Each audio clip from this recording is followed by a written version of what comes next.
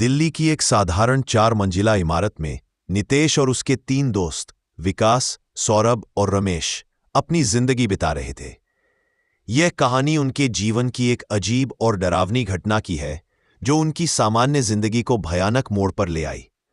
दिल्ली, एक जीवंत और कभी न थमने वाला शहर, अपने विविध रंगों और सांस्कृतिक समृद्धि के लिए जाना जाता है। लेकिन इस शहर की तंग गलियों और शोरगुल के बीच कभी कभी अंधेरे और रहस्यमय घटनाएं भी छिपी होती हैं। यह कहानी उन घटनाओं की है जो एक सामान्य कॉलेज छात्र नितेश और उसके दोस्तों की जिंदगी को पूरी तरह से बदल देती है। नितेश और उसके 3 दोस्त जो फ्लैट में साथ रहते थे, दिन में कॉलेज जाते थे और शाम को वापस आकर अपने रूटीन में मस्त रहते थे। उनके जीवन में सब कुछ सामान्य चल रहा था, पढ़ाई, खाना, मस्ती और सोना। हालांकि उनके इस सामान्य जीवन में तब अचानक बदलाव आ गया जब एक रात उनके साथ एक अजीब और डरावना अनुभव हुआ। यह घटना उनकी रातों को आतंकित कर दी और उनकी जिंदगी में एक भयावह मोड़ ला दी। यह घटना तब शुरू हुई जब नितेश और उसके दोस्त एक रात घूमने के लिए निकले थे। लौटने पर उन्होंने महसूस किया कि उनकी रातें कभी भी पहले जैसी सामान्य नहीं रह सकती। हर रात जब वे सोते, उनके साथ अजीब और डरावनी घटनाएं होने लगी। उनके फ्लैट में, जो दिल्ली के एक अपेक्षाकृत शांत मोहल्ले में स्थित था, अचानक अजीब घटनाएं होने लगी। रमेश, नितेश का एक दोस्त, विशेष रूप से इन घटनाओं से प्रभावित हुआ। उसकी रातें अजीब अनुभवों से भर गई। कमरे में अजीब परछाइयां, छूने की अनुभूति और रहस्यमय सपने। इस कहानी के दौरान नितेश और उसके दोस्तों ने महसूस किया कि कुछ गंभीर और खौफनाक घटनाएं उनके साथ हो रही हैं। उन्हें समझ में नहीं आ रहा था कि आखिर यह सब क्यों हो रहा है और इसका समाधान कैसे निकाला जाए। इस अजीब और डरावने अनुभव के कारण उनकी जिंदगी में एक नई चुनौती आ गई, जिसने न केवल उनके मानसिक स्वास्थ्य को प्रभावित किया बल्कि उनके दोस्ती के बंधन को भी मजबूती दी। रमेश का रात का अजीब अनुभव। रमेश की रात की अजीब घटनाओं की शुरुआत एक साधारण रात से हुई, जो धीरे धीरे उसकी जिंदगी में एक भयावह मोड़ पर लाना शुरू हो गई। रात का समय था और रमेश अपने बिस्तर पर आराम से सोने के लिए लेटा हुआ था। रात के सन्नाटे में जैसे ही उसने अपनी आंखें बंद की, उसे लगा जैसे उसके चारों ओर कोई अदृश्य ताकत मौजूद है। शुरुआत में उसने इसे बस एक बेतुकी कल्पना समझा, लेकिन जैसे जैसे रात गहराई, उसकी स्थिति और भी भयावह होती गई। रात के अंधेरे में रमेश को महसूस होने लगा कि उसके शरीर पर कोई अज्ञात ताकत उसे छू रही है। वह लगातार अपने शरीर पर हल्के खिंचाव और स्पर्श की अनुभूति महसूस कर रहा था। यह स्पर्श बहुत हल्का था, जैसे कोई उंगली उसके हाथ या पैर पर चिपकी हो, लेकिन यह बहुत असहज और डरावना था। रमेश ने कई बार खुद को झटका और अपने बिस्तर पर बैठे हुए महसूस किया कि कहीं कुछ गड़बड़ है। वह बार बार उठकर चारों ओर देखता, लेकिन कमरे में सब कुछ सामान्य लगता। उसे कोई भी दृश्य संकेत या आवाज सुनाई नहीं देती। फिर भी उसे लगता था कि कमरे में कोई और भी है। रात की गहराइयों में रमेश ने देखा कि कमरे की दीवारों पर अजीब सी परछाइयां बन रही थी। ये परछाइयां हिलती डुलती सी लग रही थी और रमेश को लगता था जैसे वे उसकी ओर बढ़ रही हों। जब उसने अपनी आंखें खोली और ध्यान से देखा, तो ये परछाइयां अचानक गायब हो जाती थी। लेकिन यह अनुभव हर रात की नियमित घटना बन गया था। जैसे ही कमरे में रात की गहराई बढ़ी, नितेश ने देखा कि दीवारों पर अजीब अजीब परछाइयां बन रही थीं। ये परछाइयां हर बार बदलती थीं और उनके आकार अनिश्चित थे। कभी ये परछाइयां लंबी और खींची हुई लगती, कभी छोटी और धुंधली।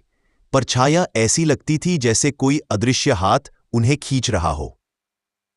रात को सोते समय रमेश को अजीब सपने आने लगे। उसे सपनों में एक महिला दिखाई देती जो रोती और उसकी मदद मांगती।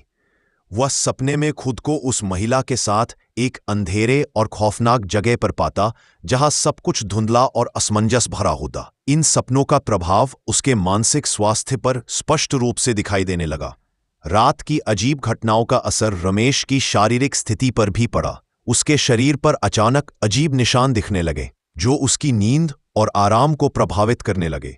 ये निशान रात को सोते समय अधिक स्पष्ट होते और कई बार दर्दनाक भी होते। इन अजीब और डरावनी घटनाओं ने रमेश को मानसिक और शारीरिक रूप से थका दिया।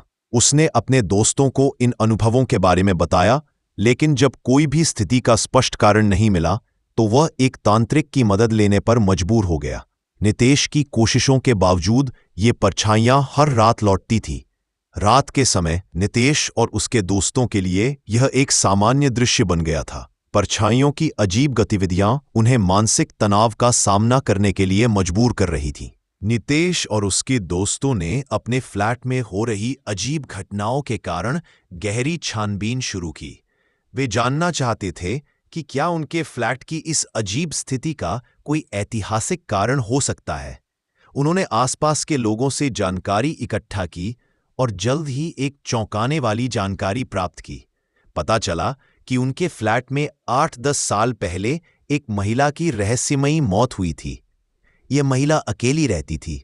उसकी पारिवारिक स्थिति जटिल थी, क्योंकि उसके पति ने उसे छोड़ दिया था और वह अपने बच्चे को लेकर कहीं और चला गया था। महिला अपने जीवन के अंतिम दिनों में पूरी तरह से अकेली थी। महिला की मौत का कारण रहस्यमयी था। स्थानीय निवासियों के अनुसार उसकी मौत एक असामान्य और अज्ञात परिस्थितियों में हुई थी। उसने किसी से मदद की गुहार नहीं लगाई और उसकी मौत के बाद भी उसके शरीर पर कोई स्पष्ट चोट के निशान नहीं पाए गए थे।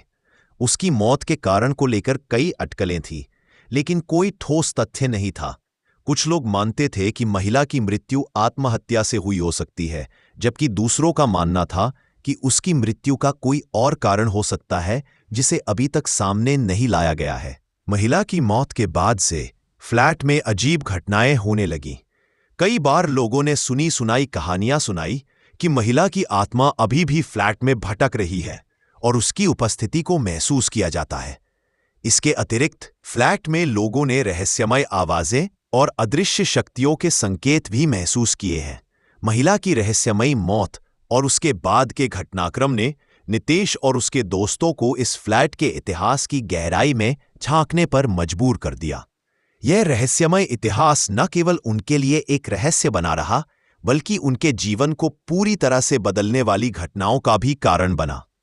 अब वे यह जानने के लिए उत्सुक थे कि इस रहस्यमयी महिला की आत्मा की शांति कैसे बहाल की जा सकती है और फ्लैट की इस भयानक स्थिति से कैसे निपटा जा सकता है। नितेश और उसके दोस्तों ने फ्लैट में हो रही अजीब घटनाओं से निजात पाने के लिए तांत्रिक और पंडित की मदद लेने का निर्णय लिया। तांत्रिक ने बताया कि महिला की आत्मा किसी को नुकसान नहीं पहुंचाना चाहती थी, लेकिन यदि कोई उसके निवास स्थल पर गलत काम करता या उसकी उपस्थिति को नजरअंदाज करता तो वह आत्मा उसे सजा देती थी। तांत्रिक ने इसे समझाने के लिए एक विस्तृत समाधान प्रस्तुत किया, जिसमें फ्लैट की सफाई से लेकर विशेष अनुष्ठानों तक की प्रक्रिया शामिल थी। फ्लैट की पहली चरण में सफाई की गई। तांत्रिक ने निर्देश दिया कि फ्लैट को पूरी तरह से साफ किया जाए और सभी नकारात्मक ऊर्जा को हटाने के लिए उपाय किए जाए। यह प्रक्रिया बहुत महत्वपूर्ण थी, क्योंकि तांत्रिक का मानना था कि गंदगी और अव्यवस्था नकारात्मक ऊर्जा को आकर्षित करती है और आत्मा की शांति में बाधा डालती है। सफाई के दौरान विशेष ध्यान रखा गया कि हर कोने और दीवार को अच्छे से साफ किया जाए और किसी भी प्रकार की नकारात्मकता को समाप्त किया जाए। फ्लैट की सफाई के बाद पंडित और तांत्रिक ने विशेष अनुष्ठान किए। इन अनुष्ठानों का उद्देश्य महिला की आत्मा को शांत प्रदान करना था, ताकि वह फ्लैट से जुड़ी नकारात्मकता को दूर कर सके। पंडित ने मंत्रों का जाप किया और तांत्रिक ने तंत्र मंत्र के द्वारा विशेष साधना की। अनुष्ठान के दौरान विभिन्न धार्मिक विधियों का पालन किया गया, जिनमें हवन और पूजा शामिल थी। यह प्रक्रिया आत्मा को शांत प्रदान करने के लिए अत्यंत आवश्यक थी, ताकि फ्लैट में सकारात्मक ऊर्जा का प्रवाह हो सके। अनुष्ठानों के बाद नितेश और उसके दोस्तों ने नियमित पूजा और हवन करने का निर्णय लिया। इसका उद्देश्य था कि महिला की आत्मा को शांति प्रदान की जा सके और फ्लैट में एक शांतिपूर्ण माहौल बनाए रखा जा सके। नियमित पूजा और हवन की प्रक्रिया में विशेष मंत्रों का जाप किया गया और तंत्र मंत्र का उपयोग किया गया। इस प्रक्रिया से आशा थी कि आत्मा को शांति मिलेगी और फ्लैट की नकारात्मकता समाप्त हो जाएगी। तांत्रिक और पंडित की मदद से किए गए उपायों ने नितेश और उसके दोस्तों को राहत प्रदान की।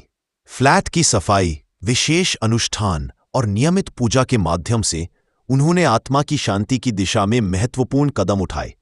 इन उपायों ने न केवल फ्लैट में सकारात्मक ऊर्जा का प्रवाह बढ़ाया, बल्कि नितेश और उसके दोस्तों की मानसिक शांति को भी बहाल किया।